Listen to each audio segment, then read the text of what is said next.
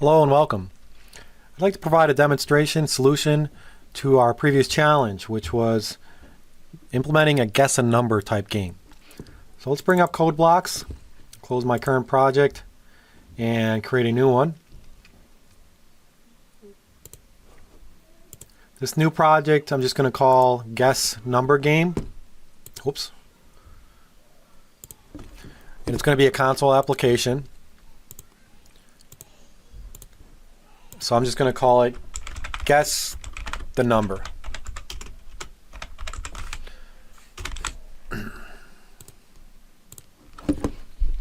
And what I'm going to do in this, to start this project, is I'm going to declare my variables. I always like to declare and initialize my variables at the top.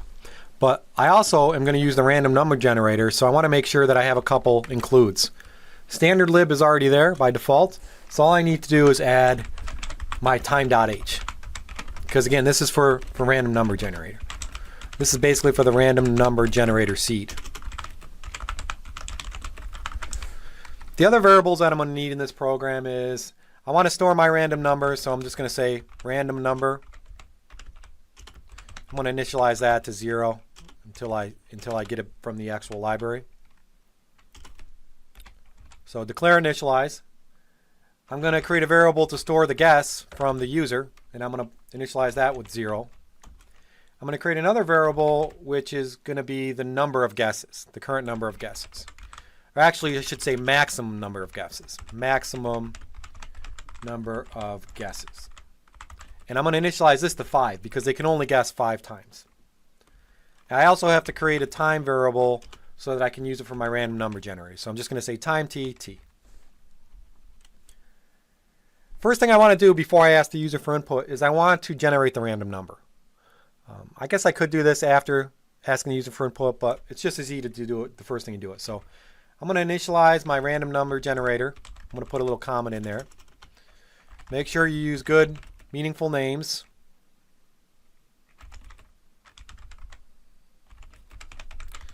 And make sure you indent.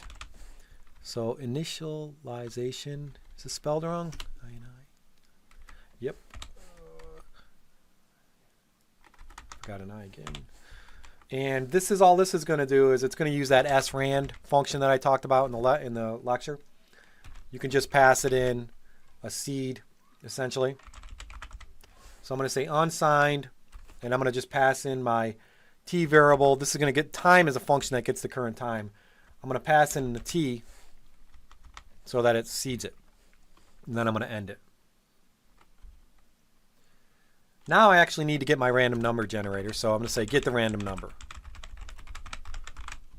And all this is going to do is assign a variable to what's returned from the rand function. So I'm going to say random number, which is my local variable, equal to, I'm going to use the assignment operator, say rand, which is calling a function. You don't need to know any of this, but I'm going to seed it with 21. This will ensure that my random number is only between 0 and 20. Okay? Now I'm going to just output a couple messages to the screen so that the user knows what they're doing. So I'm going to do a printf, and I'm going to say, I'm going to make sure I have line feeds. I'm going to say this is a guessing game. And then I'm going to also tell them that I have chosen a number between 0 and 20. Again, just so they're informed. And then 0 and 20, which you must guess, and end it with a line feed. All right, now that I told them what I want in the game, I'm going to actually start looping. And I'm going to loop until my number of guesses is equal to 5.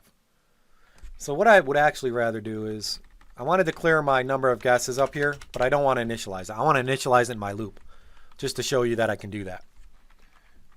If I did initialize it there, I could just keep the first before the first semicolon in the for loop, I could keep it empty. So for example, I could do something like this, initialize it up here, and then in my for loop, I would just put a semicolon because I don't need to do any initialization.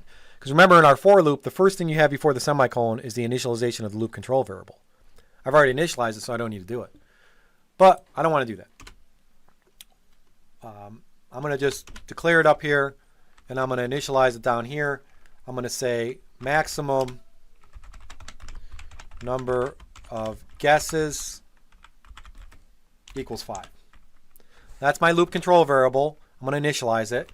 I'm going to jump out of the loop if my maximum number of guesses is reached. So here I would say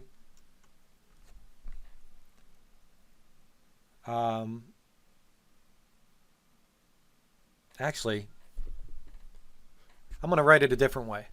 I'm going to write it so that the loop goes from 5 to 0. So if my maximum number equals 5, then I can just say my maximum, and maybe it would be better to rename this variable. Let's rename it and say number of guesses. And the number of guesses is going to start off as 5.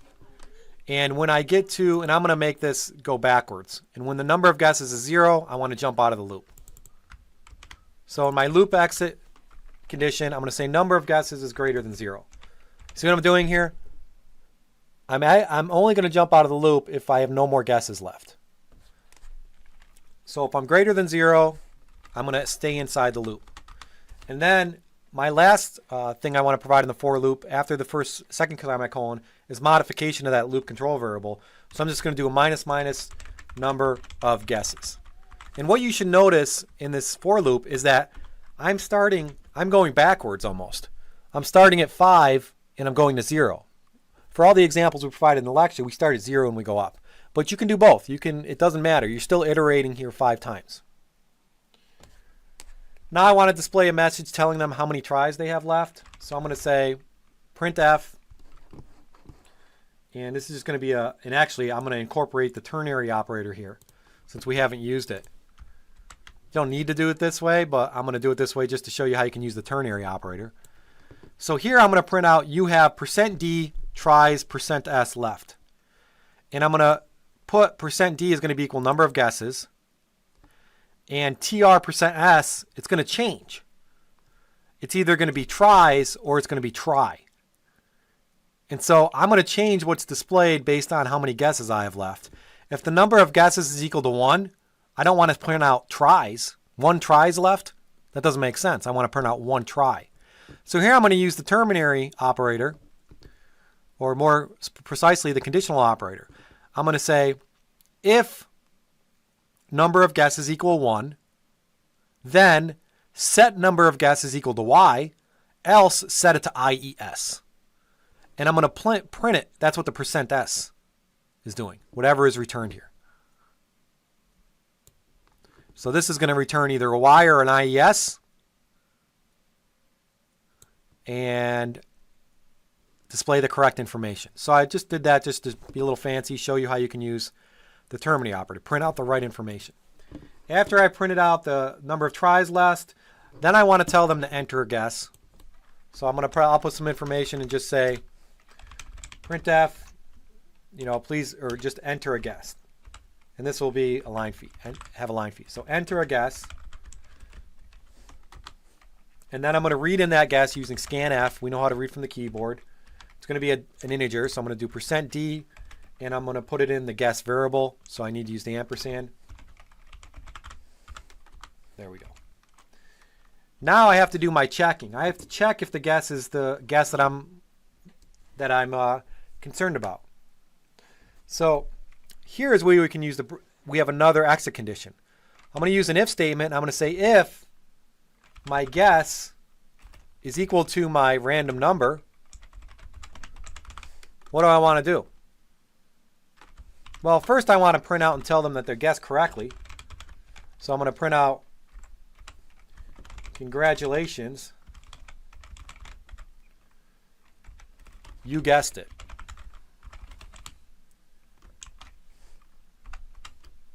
What else do I want to do if they guessed correctly? I want to exit the loop. So how can I exit the loop? I could put break. I could do a break. That will jump out of my loop. Now, if it wasn't equal, so I want to add an else if. If it's not equal, I want to check to make sure they validated their number. So before I said you could have a nested loop for validation so that they enter again, you don't need to do that. You can just have an F statement. So here I want to validate the number. If it's not equal to the random number, I want to make sure it's between 0 and 20. So if the guess is less than 0, or we're using a logical operator or two parallel bars, or the guess is greater than 20, which is basically checking for an invalid guess. If that is the case, and I'm not going to use a bracket because I only have one statement here. Brackets are optional if you only have one statement. So if they entered an invalid guess, all I'm going to do is printf.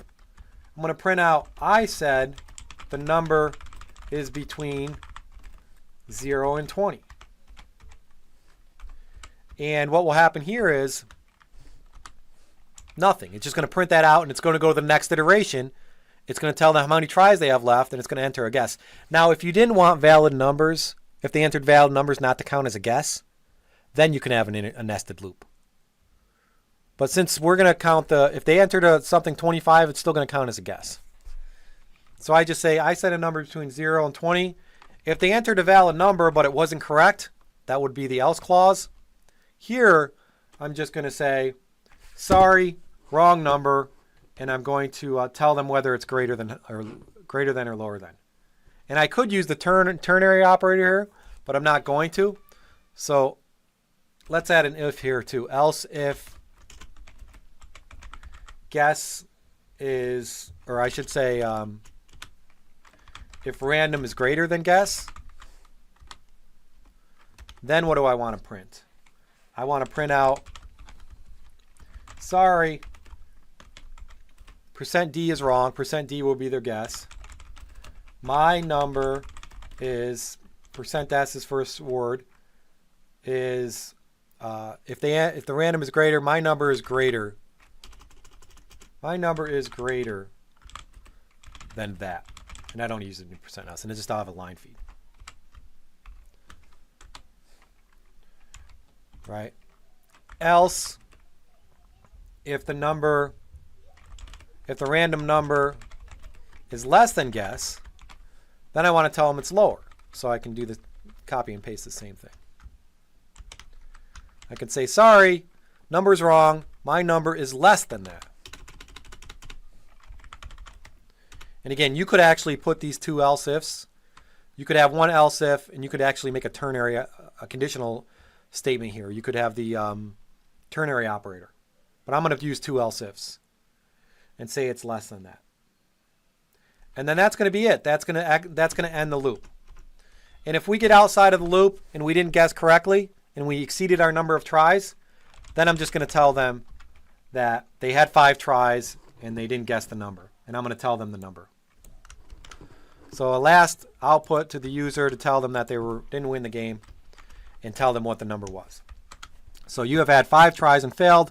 The number was random number. Okay, so does that make sense? We're doing a lot of things here. We're using if statements, else statements in a loop. And we're implementing the number game. And then the last thing is we return from the main function. So let's go ahead and compile. And what should you have been doing throughout this whole exercise? You should have been testing and working in small chunks. You probably should have started working first, just get the random number to work. And then test and compile. Compile and test. Then start your loop. Make sure your loop runs for only the number of guesses. 5 times max. And then get that to work and test. Then ask the user to enter some information. Get that to work and test. Then compare to when to exit. If they guess correctly, test. And then write your if statements, test. That's how I would implement. So let's build this and see if it compiles. Hopefully I didn't make any mistakes. I'm going to say build. I do have an error. I have a invalid number. It has to be random number, not random, because that's the name of my variable. Try it again. And this time I have 0 errors, 2 warnings. I have a %d expects a matching int.